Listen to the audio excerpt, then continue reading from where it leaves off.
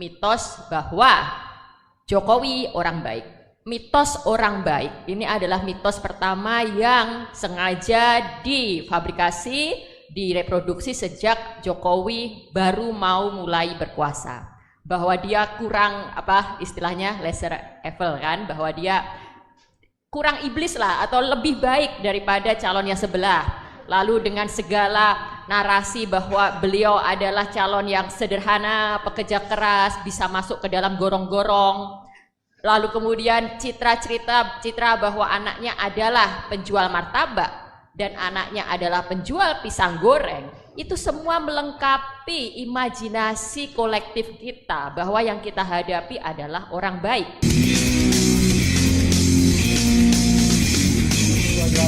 Semuanya kita dikenal yang perlu imajinasi gratis tidak bayar. Subscribe. Selamat siang teman-teman semua.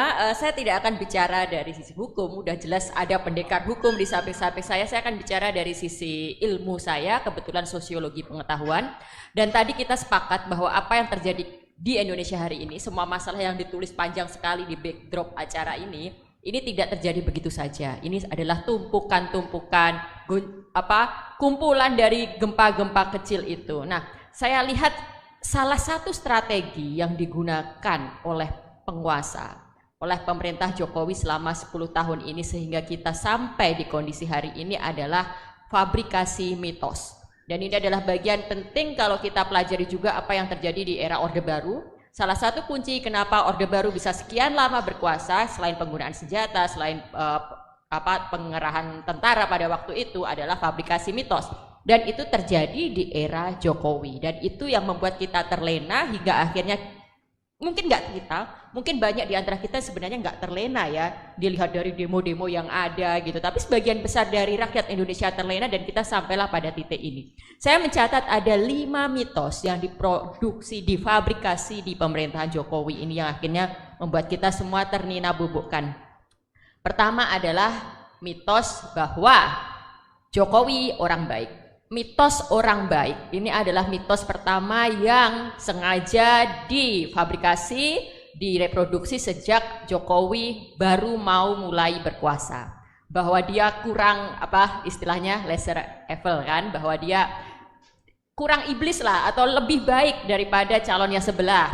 Lalu dengan segala narasi bahwa beliau adalah calon yang sederhana, pekerja keras, bisa masuk ke dalam gorong-gorong.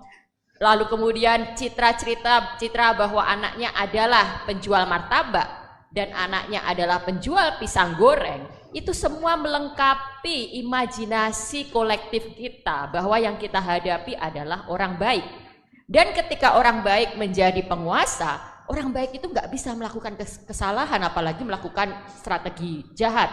Kalaupun ada kesalahan, pasti itu orang-orang di sekitarnya kan, pasti orang-orang yang terus mengompori dia, terus memprovokasi. Kita termakan dengan itu semua. Hingga akhirnya kita selalu membela dia dan membiarkan Omnibus Law lah, KPK, revisi UU KPK lah, dan berbagai hal-hal lainnya. Lalu mitos yang kedua adalah mitos bahwa setiap orang bisa berkompetisi.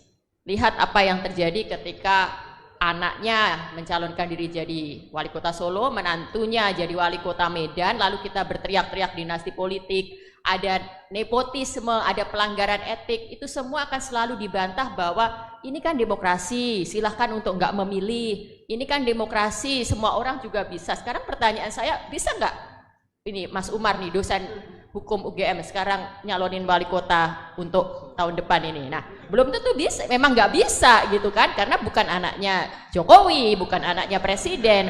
Jadi kita jangan termakan dengan omongan itu. Lalu kemudian kemarin ada statementnya misalnya Kaisang, loh yang milih siapa? Nah itu lagi-lagi malah rakyat yang disalahkan. Tapi di titik ini ada benarnya, rakyat yang memilih. Jadi mau nggak mau cara kita untuk merespon itu, untuk tidak mengulangi kesalahan kita, ya kita jangan memilih.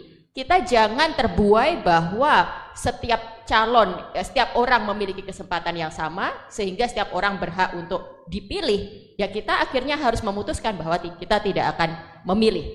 Lalu mitos yang ketiga nih, mitos yang sangat berbahaya kita makan oleh ini teman-teman generasi muda ini, mitos tentang pemimpin muda. Nah kita ini memang Memang sebenarnya ini kontradiksi dan saya sesungguhnya sangat kecewa dengan kondisi hari ini karena ini membuat semangat kita untuk memunculkan pemimpin muda itu ternodai. Membuat cita-cita kita untuk menunjukkan bahwa pemuda juga mempunyai kapabilitas, bahwa sekarang waktunya untuk memberikan kesempatan pada pemuda itu tercederai dengan apa yang kita tonton ini. Nah sekarang akhirnya mau nggak mau kita harus mengoreksi narasi dan keyakinan kita bahwa anak muda memang harus diberi kesempatan, tapi tentu bukan anak muda yang mendapatkan kesempatannya dengan cara-cara yang non etis, tidak benar, bahkan melanggar hukum, bahkan kemudian nanti akan melanggar prinsip-prinsip demokrasi. Jadi sekali lagi untuk pemilu ke depan jangan termakan bahwa pemimpin pemuda yang harus kita dukung, jangan termakan bahwa pemimpin anak muda yang mengerti kebutuhan anak muda. Bahkan bisa jadi pemimpin anak muda itu sebenarnya nggak relate dengan persoalan kita, karena dia nggak pernah berangkat dari kondisi real yang ada dalam masyarakatnya. Nah yang keempat nih, mitos yang juga bahaya banget nih, setelah sekian lama mungkin ya kita melihat ada mitos pemimpin kuat yang dibutuhkan bangsa ini, ada mitos bahwa kita butuh pemimpin yang tegas. Sekarang ada upaya untuk membalik itu semua karena mungkin merespon situasi generasi Z yang senang joget-joget, yang senang tampil di TikTok, yang sudah mulai senang dengan ini. Nah sekarang ada mitos pemimpin gemoy gitu kan, bahwa seolah-olah pemimpin yang hobi joget, pemimpin yang menggemaskan, pemimpin yang lucu gitu kan, itulah yang harus layak kita pilih karena dia merupakan cerminan dari anak muda hari ini. Wah jangan mau dibodohi gitu. Ini saya sebenarnya sangat sedih melihat tren fenomena gemoy-gemoyan ini. Dia merasa bahwa Gen Z itu orang yang tidak peduli pada gagasan.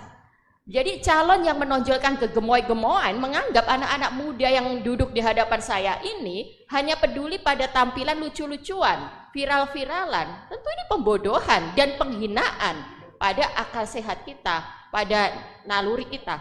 Jadi sekali lagi kita harus menolak itu. Bukan pemimpin gemoy yang kita butuhkan, tapi memang pemimpin yang bisa menghadirkan gagasan-gagasan untuk kemajuan kita. Yang terakhir, mitos yang sudah lama dibangun dan akhirnya menjadi puncak permasalahan kita semua adalah mitos bahwa presiden netral. Hari gini masih percaya mitos presiden netral, nggak cawe-cawe, mitos bahwa dia nggak ikut-ikutan, mitos bahwa itu urusan partai gitu kan.